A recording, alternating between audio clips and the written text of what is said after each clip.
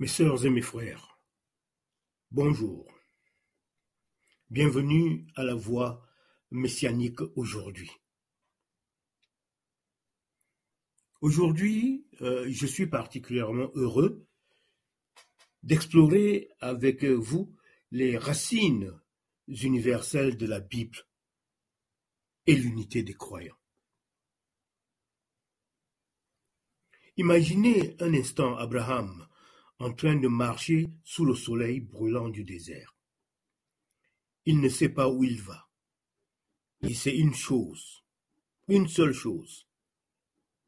Elohim l'appelle.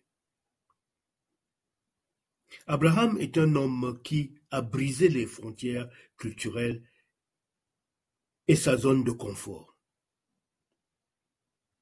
El Shaddai dit à Abraham, quitte ton pays, ta patrie et la maison de ton père, et va dans le pays que je te montrerai. Abraham était un homme installé, issu d'une civilisation avancée à Ur, en Mésopotamie, un centre urbain prospère. Pourtant, Dieu lui demande de tout quitter pour un avenir inconnu, sans carte, sans plan précis. Quitter son pays est un appel à dépasser ses repères culturels. Imaginez Abraham, âgé de 75 ans, vivant dans une société riche et bien organisée, entendant une voix lui dire « Quitte tout ce que tu connais, abandonne tes traditions, ton confort, ta sécurité, et pars vers un pays que tu ne connais même pas. » Mettons-nous à la place de Abraham, notre patriarche. Sommes-nous prêts à sortir de nos habitudes, de nos certitudes, de notre confort, de notre notoriété, pour répondre à l'appel de Dieu? C'est par la foi qu'Abraham, lors de son appel, obéit, est parti pour un lieu qu'il devait recevoir en héritage. Il partit sans savoir où il allait, dit Hébreux 11, 8. Elohim n'a pas dit à Abraham où il allait. Seulement, Abraham savait que Elohim serait avec lui. Il y a cru. Et c'est une rupture avec la mentalité humaine qui veut qu'on planifie tout, qu'on prévoie tout, qu'on prenne une assurance, et même souvent une assurance d'essai.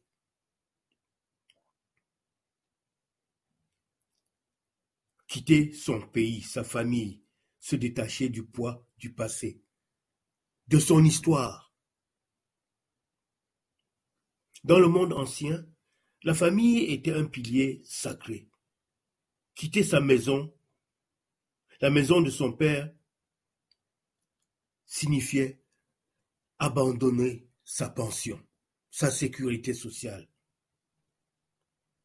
abandonner l'héritage matériel, abandonner les traditions familiales, abandonner le système de protection sociale.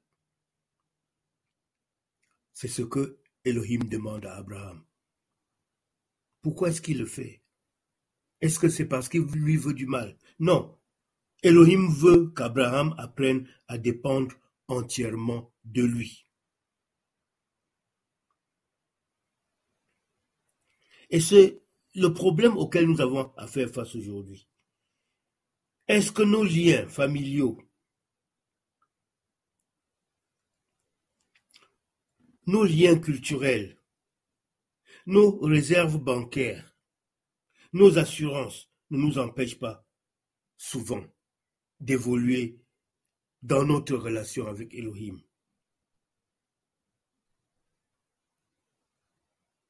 Quitter son mode de vie, lâcher prise pour recevoir mieux. Nous n'y sommes pas habitués. Nous doutons. Parce qu'il nous faut compter sur quelqu'un que nous ne voyons pas. Abraham à Ur vivait dans une ville stable et développée. En Canaan, il devient un nomade, un étranger en terre inconnue. Il échange le confort contre l'inconnu. Il renonce aux sécurités humaines pour des promesses divines qui, sans la foi, sont incertaines. Il accepte d'être vulnérable pour devenir un témoin de la grandeur de son Elohim. Mes sœurs et mes frères, posons-nous cette question. Qu'est-ce qui nous empêche? Quelles sont les sécurités que nous avons construites et qui font que nous avons peur d'abandonner nos acquis pour obéir à Elohim? Dans le cas d'Abraham, comme dans ce que Elohim nous demande, il y a un facteur essentiel, la foi. Elohim dit « va » et nous doutons parce qu'on ne le voit pas, parce qu'on n'a pas de certitude, parce que cela ne correspond pas à nos repères habituels, la foi. Pourtant, cette foi, c'est la trame même de la parole d'Elohim. C'est par la foi que nous croyons en lui. Sa parole est alimentée par cette foi qui est une force sans pareille, mais que nous ne voyons pas. En fait, qu'est-ce que nous voyons dans notre vie? Même la vie, nous ne la voyons pas en nous. Notre âme, notre amour, notre haine, nos passions, nous ne les voyons pas. Pourtant, c'est ce qui anime notre vie. Alors, qu'est-ce que la parole d'Elohim? Comment pouvons-nous percevoir cette parole d'Elohim que nous ne voyons pas? Elle est comme une rivière qui unit les rives. Elle est comme un grand fleuve qui traverse les âges et les continents, reliant des peuples différents sur ces deux rives. Peu importe d'où nous venons, nous puisons tous à la même source d'eau vive. La parole d'Elohim est comme une mosaïque divine. Chaque culture, chaque nation est comme une pièce de mosaïque colorée. Seule, elle est belle, mais incomplète. C'est la parole de Dieu qui vient comme ciment pour unir ces fragments et révéler enfin un chef-d'œuvre divin. La parole d'Elohim est aussi comme un arbre aux racines profondes. L'arbre qui plonge ses racines en Orient, en Afrique, en Europe et au-delà. Ses branches s'étendent vers toutes les nations, portant des fruits de sagesse et d'amour pour toute l'humanité. La parole d'Elohim est comme un phare dans la nuit, face aux tempêtes des divisions et des incompréhensions. Elle est un phare qui éclaire tous ceux qui cherchent la vérité. Son message est un appel à naviguer ensemble vers la lumière, au-delà des frontières humaines. Mes sœurs et mes frères, pour tout résumer, la parole d'Elohim est un pont entre les peuples, un pont qui nous invite à l'unité. Mais à l'unité, comment? Comment cette parole abstraite peut-elle nous unir? Et on le dit souvent, qu'elle nous unit dans une fusion éternelle. Mais comment? La parole d'Elohim nous unit comme un feu de camp sous les étoiles. Elle est comme un grand feu de camp, où chacun venu des terres lointaines s'assoit pour se réchauffer. Écoutez une histoire ancienne. qui ne finira jamais. Peu importe d'où nous venons, la chaleur de la parole d'Élohim nous rassemble et éclaire nos visages d'une même lumière. La parole d'Élohim nous unit comme une mère qui rassemble ses enfants, comme une mère qui appelle ses enfants dispersés dans la maison pour les réunir à table. Elle leur tend les bras et murmure, « Venez, venez les enfants, asseyez-vous ensemble. Mangez, partageons ce repas que j'ai apprêté pour nous. » La parole d'Élohim nous unit comme une mélodie jouée sur différentes cordes. Chaque peuple, chaque culture est une corde unique sur un grand instrument divin. Seule elle vibre faiblement, mais sous la main du maître Yeshua HaMashiach, elle joue une symphonie où chaque note trouve sa place, formant ainsi un chant d'unité céleste.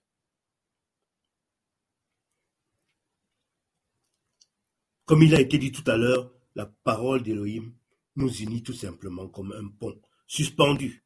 Mais un pont suspendu au-dessus d'un précipice. Elle tend ses bras, reliant deux rives que tout semble séparer. Et elle nous murmure, marchez dessus avec assurance.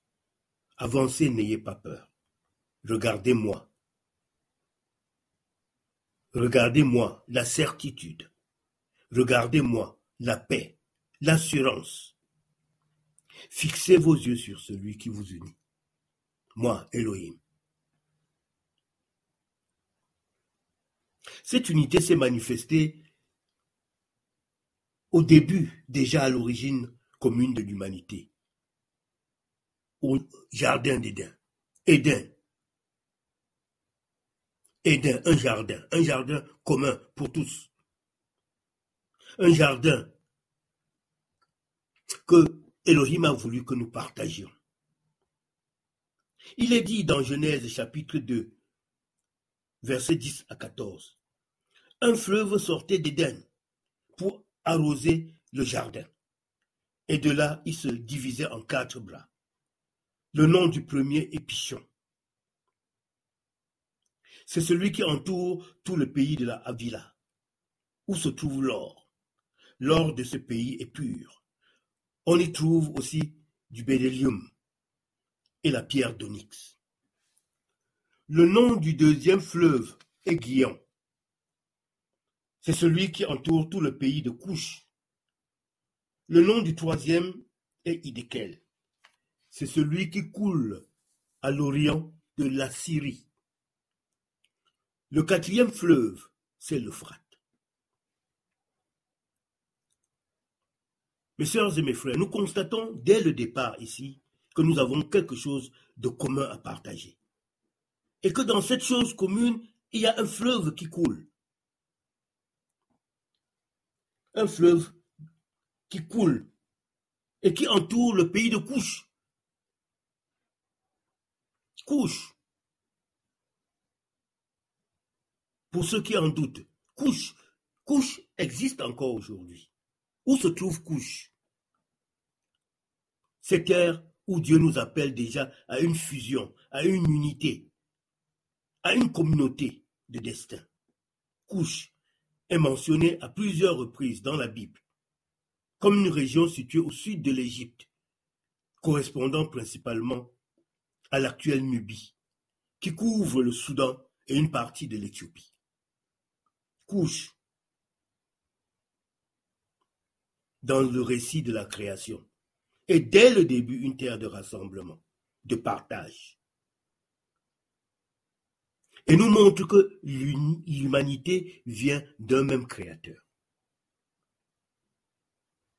qui se déploie en nous, qui se projette en nous. Un créateur qui aime la diversité. Voyons un autre exemple biblique, Marie et Aaron. Marie et Aaron parlèrent contre Moïse au sujet de la femme couchite qu'il avait prise, car il avait pris une femme couchite. Moïse, que Dieu a appelé pour libérer son peuple d'Égypte, épouse une femme couchite. Il s'agit de Sipora, la fille de Jéthro, le prêtre de Madian, chez qui Moïse a passé 40 ans de sa vie.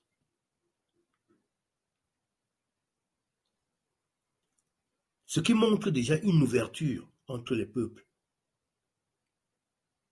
Moïse passe 40 ans chez Jéthro, qui ne partage rien de culturel avec lui, à part la recherche de Dieu. Un autre exemple, Ebed-Melech, un eunuque couchite, qui sauve le prophète Jérémie.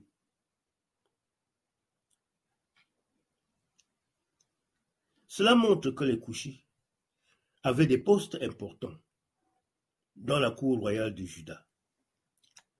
Il y avait déjà une diversité, une multitude qui était mise en place par Dieu pour accomplir son projet. Voyons un quatrième exemple.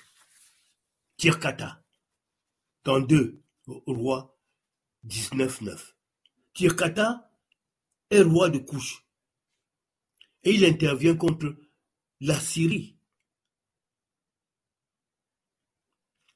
avec Israël. Le roi Tirkata était un souverain de la 25e dynastie égyptienne, d'origine couchite. Cela prouve que Couche n'était pas seulement un peuple, mais un royaume puissant qui a régné sur l'Égypte pendant une période importante et qui a été utilisé par Elohim pour marquer sa solidarité avec le peuple d'Israël, pour marquer son action dans la diversité. Donc, la diversité au cœur du projet de Elohim.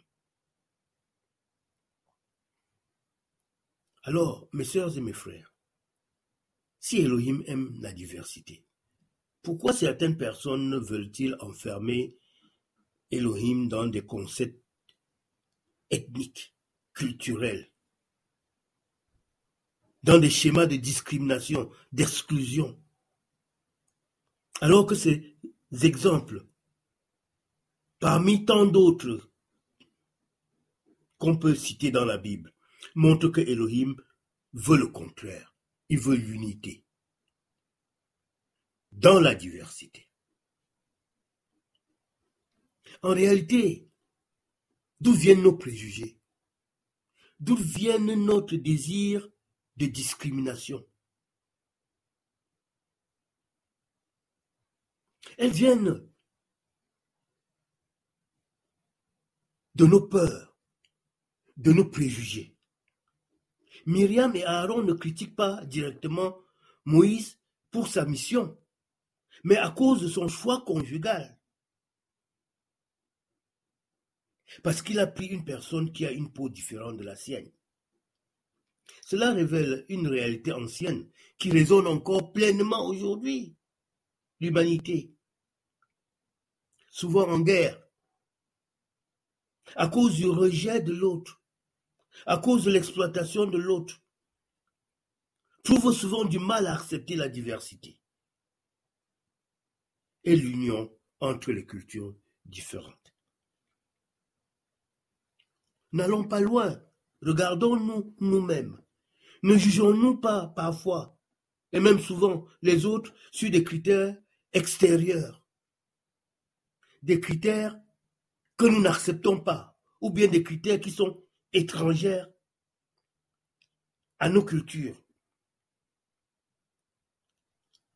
et qui servent, dans ce cas, de base pour les apprécier, les intégrer ou les rejeter.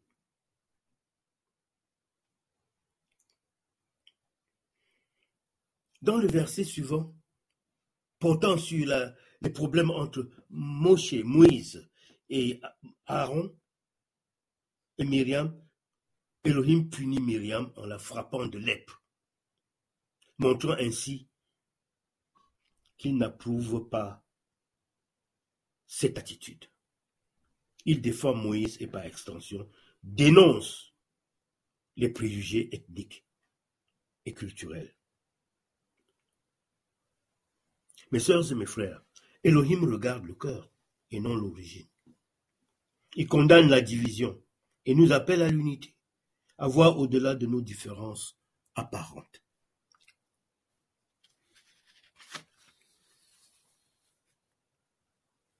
Sommes-nous ouverts à voir Elohim agir au-delà de nos propres cadres culturels, sociaux, religieux? Dans notre démarche de créature d'Elohim, disciple de Yeshua, nous devons à notre tour être des instruments d'unité dans la foi pour plaire à Elohim. Or, au regard de nos communautés spirituelles, de l'Église, comme on pourrait dire aujourd'hui, ceci semble très difficile. Nous vivons beaucoup de cas d'intolérance et de rejet, d'exclusion dans l'Église qui est le pilier et la colonne de la vérité. Nous vivons des cas d'intolérance spirituelle, des cas d'intolérance raciale, des cas d'intolérance dogmatique, des cas d'intolérance sociale, des cas d'intolérance sexuelle, sexiste. Comment est-ce que ces cas d'intolérance se manifestent dans l'Église aujourd'hui, qui devrait être un lieu d'unité, d'amour, de partage? Elle est raciale, en ce sens que certaines églises sont encore séparées en fonction des origines ethniques. Dans beaucoup de pays, il existe des églises blanches et des églises noires, avec très peu de mélange. Pourtant, dans Galates 3, chapitre 28, il est dit « Il n'y a plus ni juif, ni grec, ni esclave, ni libre, ni homme, ni femme, car vous êtes tous un en Christ. » Alors Christ viendrait-il diviser? Comment pouvons-nous dire que nous sommes une seule Église si nous refusons d'adorer ensemble simplement à cause de la couleur de peau? Il existe aussi, et ce qui est plus fréquent d'ailleurs, l'intolérance dogmatique, le rejet des chrétiens d'autres confessions. Alors que Romains 14, 1 nous appelle à nous accueillir. Accueillez celui qui est faible dans la foi, sans discuter des opinions. Un chrétien évangélique entre dans une église catholique et se sent immédiatement jugé parce qu'il ne prie pas Marie. Un catholique visite une église protestante et se sent exclu car il a fait le signe de croix. Ou encore, certaines églises refusent de reconnaître comme vrais chrétiens ceux qui n'appartiennent pas à leur dénomination. Si nous croyons en Yeshua comme sauveur, pourquoi rejetons-nous nos frères et nos sœurs sur des points secondaires de doctrine? Il existe aussi une intolérance sociale, l'église des riches et l'église des pauvres.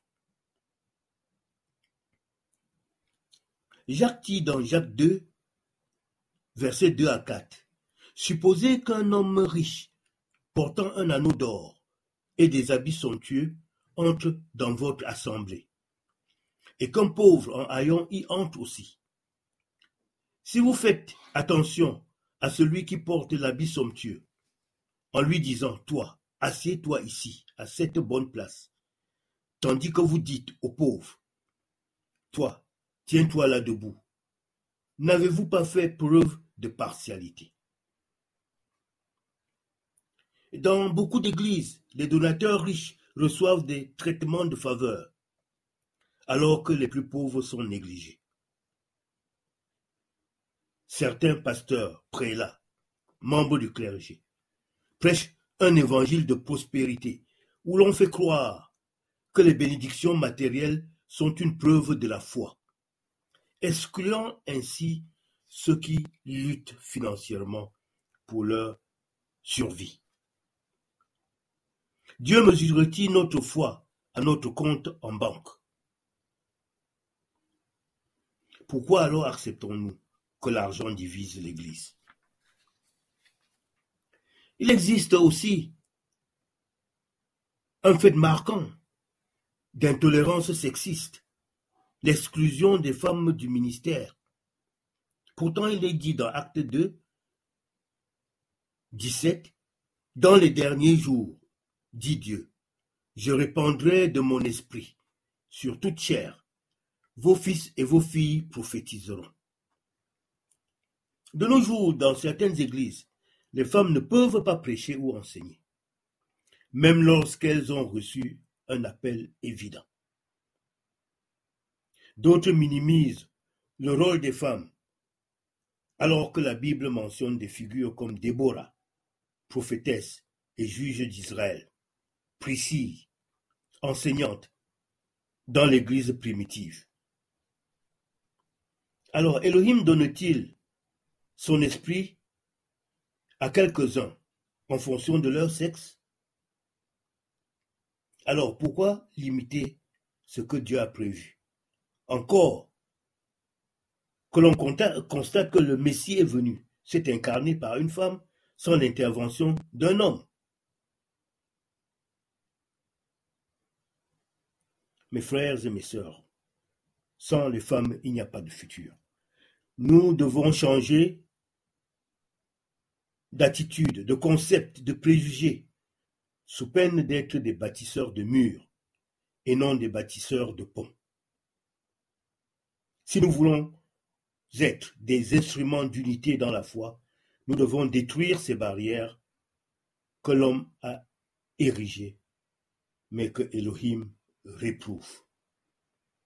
Car il dit dans Jean 13, 35, « À ceci tous reconnaîtront que vous êtes mes disciples, si vous avez de l'amour les uns pour les autres. » Alors, il serait peut-être temps pour chacun de nous de prendre un engagement pour aller vers quelqu'un qui est différent de nous, dans nos communautés ou bien hors de nos communautés, afin de briser ces divisions.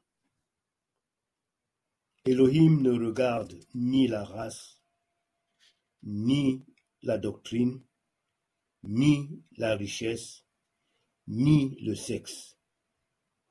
Lui, le Créateur. Pourquoi nous, la créature, nous accorderions beaucoup d'importance à ces vecteurs de division? Abraham a été appelé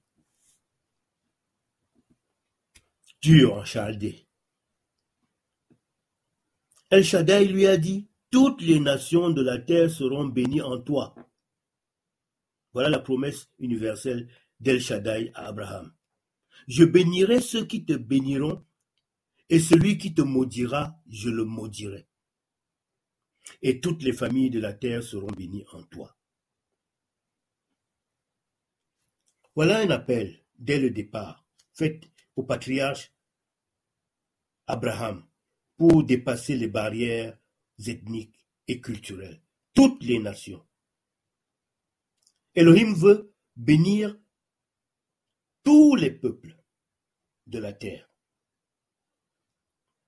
Sommes-nous prêts à accepter que son amour dépasse nos frontières, nos préjugés,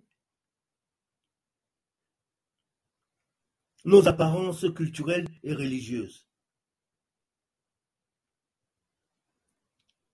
Elohim agit sans avoir à attendre nos assentiments.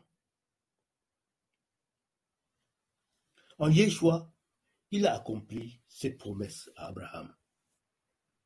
Car il est dit dans Galates, chapitre 3, verset 16, « Or, les promesses ont été faites à Abraham et à sa descendance. » Il n'est pas dit « à ses descendances », comme s'il s'agissait de plusieurs, mais en tant qu'il s'agit d'une seule, à ta descendance, c'est-à-dire en Yeshua HaMashiach. Paul révèle que la véritable descendance d'Abraham est Yeshua, car en lui, toutes les nations peuvent recevoir la bénédiction divine. Yeshua dit dans Matthieu chapitre 28, verset 19, « Allez, faites de toutes les nations des disciples. » Il envoie ses disciples vers toutes les nations, accomplissant ainsi pleinement la promesse faite à Abraham par El Shaddai.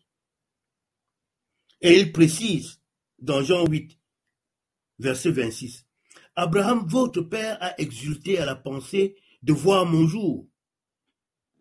Il a vu et il s'est réjoui. » Yeshua affirme qu'Abraham lui-même savait que cette bénédiction qui lui a été accordée par El Shaddai s'accomplirait en lui. Donc par la foi, nous sommes les héritiers de la promesse d'Abraham.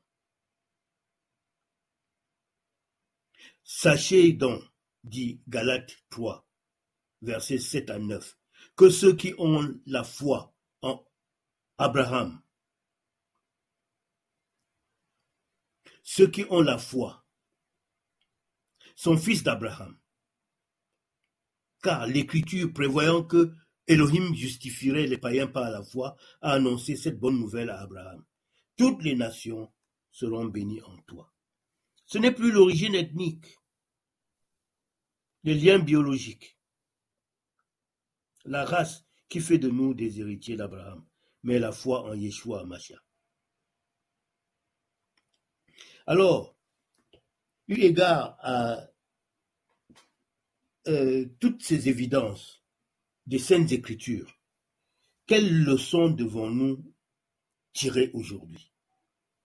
Nous devons tirer 3 leçons. 1. L'unité des croyants. Nous sommes un en Christ.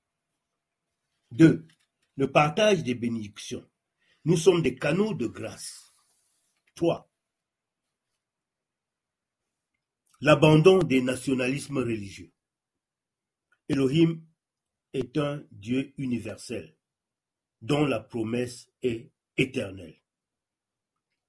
Et nous le constatons à la fin, dans le livre d'Apocalypse, dans la moisson, chapitre 7, verset 9.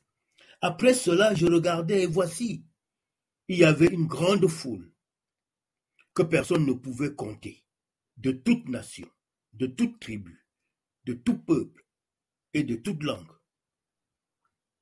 Nous constatons ainsi que l'accomplissement final de la promesse d'Abraham est une humanité réunie devant Elohim, sans distinction. Alors, mes sœurs et mes frères, cette semaine, non, aujourd'hui, à 7 heures, réfléchissons pour savoir comment être une bénédiction pour l'autre, dans le cadre de la promesse d'El Shaddai. Elohim ne nous bénit pas pour nous-mêmes, mais pour que nous soyons une source de vie autour de nous, dans ce maillon éternel qu'il a mis en place pour réaliser son projet. Abraham est pour nous un modèle. C'est un appel à sortir de nos frontières spirituelles, culturelles, raciales, de nos préjugés qui sont des facteurs de rejet. Mais vous me direz, ça c'est l'Ancien Testament. Nous sommes maintenant dans une autre alliance. Non. Le modèle d'Abraham est le fondement de ce que Yeshua nous enseigne. Car de la même manière qu'Abraham a quitté ses repères pour entrer dans le plan de Dieu et accomplir ses promesses, nous sommes appelés à sortir de nos limites personnelles et spirituelles, sortir de nos préjugés religieux, sortir de nos peurs, sortir de nos jugements et aller au-delà de nos différences. Ceux qui ont la foi son fils d'Abraham. C'est notre seule préoccupation. Alors, cette semaine, demandons-nous quelle zone de confort nous devons quitter pour grandir dans la foi et bénir les autres. Quelle zone de confort? Notre quartier? Nos diplômes? Notre compte bancaire? La couleur de notre peau? Les dogmes de notre religion? Quoi d'autre? Mais notre maître Yeshua parlait aussi bien aux Juifs qu'aux Samaritains, qu'aux Romains. Il a guéri le serviteur d'un centurion romain, les Romains qui les agressaient. Et il s'est entretenu avec une femme samaritaine. Donc il a brisé les barrières sociales et culturelles pour annoncer le salut à tous. Nous avons tendance à limiter l'amour de Elohim à certaines personnes et à certains groupes en fonction de nos critères. Nous ne pouvons pas dans ce cas refléter l'amour universel d'Elohim.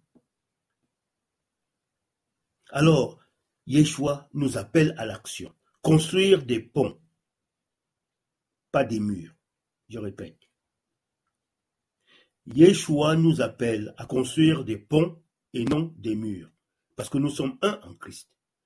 Il nous faut briser les murs de la division. Il n'y a plus ni juif, ni grec. Il n'y a plus ni esclave, ni libre. Il n'y a plus ni homme, ni femme, car vous êtes tous un en Christ. L'apôtre Paul nous rappelle que l'évangile dépasse toutes les barrières humaines, raciales, sociales, économiques et culturelles. Pourtant, encore aujourd'hui, nous avons tendance à nous enfermer dans nos communautés, nos traditions et nos étiquettes religieuses. Pourquoi voyons-nous l'autre comme une menace plutôt que comme un frère? Dans nos églises et nos sociétés, nous avons bâti des murs au lieu de construire des ponts. Des murs de la race, des murs des dénominations, des murs des classes sociales, des murs de la peur. Pourtant, il est dit dans Éphésiens 2, chapitre 2, verset 14. Car il est notre paix, lui qui des deux n'en a fait qu'un, et qui a renversé le mur de séparation. Mais si Christ a brisé ces murs, pourquoi continuons-nous à les reconstruire? Regardons ce qui s'est passé dans la conversion de Corneille. Comment Dieu a manifesté son esprit sans frontières. Dans Acte 10, 34 à 35, il est écrit: Alors Pierre prit la parole et dit: En vérité, je reconnais que Elohim ne fait point acception de personne. Mais qu'en toute nation, celui qui le craint et qui pratique la justice lui est agréable. Corneille était un centurion romain, un homme non juif, mais pieux. Il priait Dieu et faisait des dons aux pauvres. Pourtant, selon la tradition juive, il était considéré comme impur. Elohim va bouleverser complètement Pierre et lui apprendre une grande leçon sur l'universalité de son amour. Pierre était un disciple de Yeshua, zélé, un apôtre rempli du Saint-Esprit, et pourtant il avait encore des préjugés. Jusqu'à cet événement, il croyait que le salut était réservé aux Juifs. Il n'imaginait pas que Elohim puisse appeler un Romain, un païen, à la foi. Il n'aurait jamais accepté d'entrer dans la maison d'un non-juif. Comme quoi, parfois nous croyons suivre Elohim, mais nous avons bâti en nous des barrières invisibles qui nous empêchent de déployer notre action spirituelle plus loin que nos communautés. Mais Pierre dit, non, Seigneur, car je n'ai jamais rien mangé de souillé ni d'impur. Même un apôtre peut être prisonnier de ses habitudes et de ses traditions. Elohim alors lui enseigne comment élargir sa vision. Alors que Pierre priait sur le toit, il a une vision. Un grand drap descend du ciel, rempli d'animaux, considérés comme impurs selon la loi juive. Une voix lui dit, « Lève-toi, Pierre, tue et mange. » Pierre refuse, car ces animaux sont interdits selon la Torah. 3 fois, Elohim lui dit, « Ce que Elohim a déclaré pur, ne le considère pas comme impur. » Allons au-delà de ce fait, car en réalité, ce n'était pas seulement une vision sur la nourriture.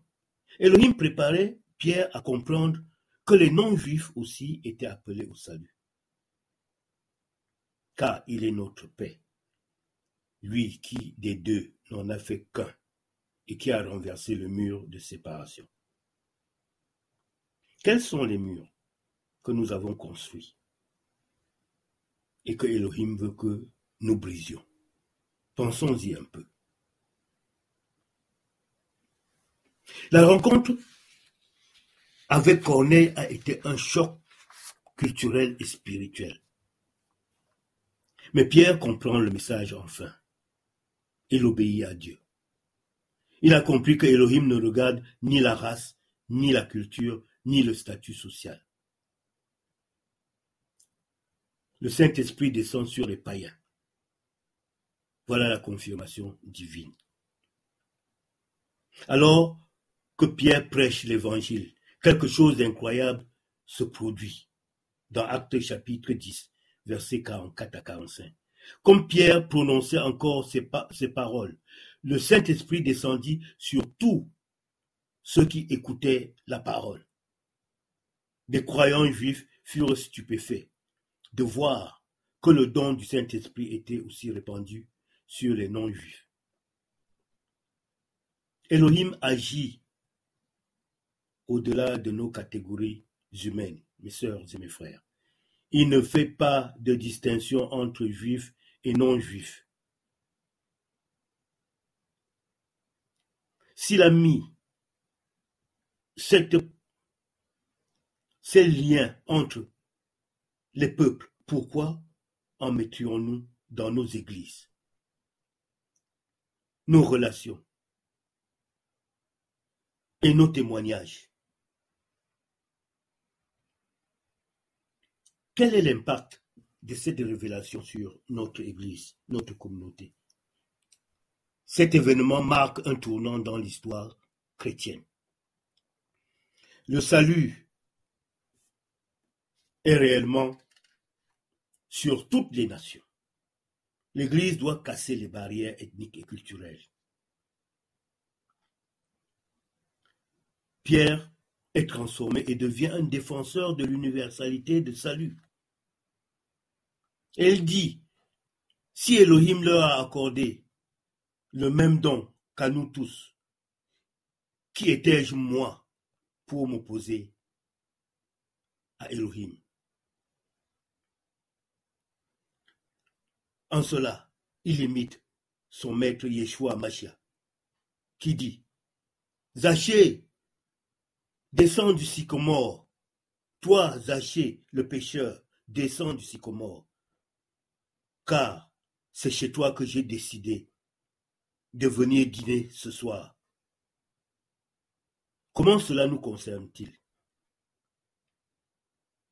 Mes frères et mes sœurs, sommes-nous ouverts à voir Elohim agir chez ceux qui ne nous ressemblent pas? Cela est difficile, mais rien n'est impossible à Dieu. Nous devons l'invoquer donc, Adonai Elohim, pour qu'il intervienne dans notre vie, qu'il vienne aplanir nos sentiers, pour que nous puissions aller avec joie vers ceux qui ne nous ressemblent pas. que nous puissions briser les barrières par lui, car sans lui, nous ne pouvons rien faire. Que Yeshua Mashiach nous bénisse. À bientôt.